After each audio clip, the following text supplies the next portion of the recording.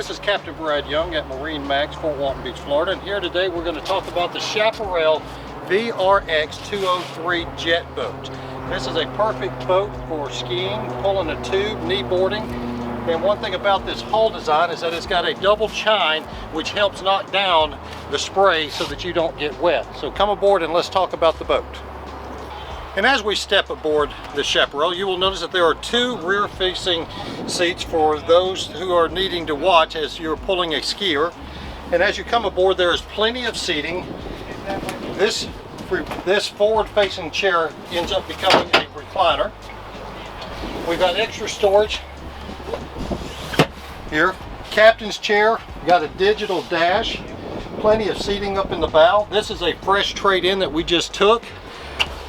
And also sport arch with a tow hook on the top.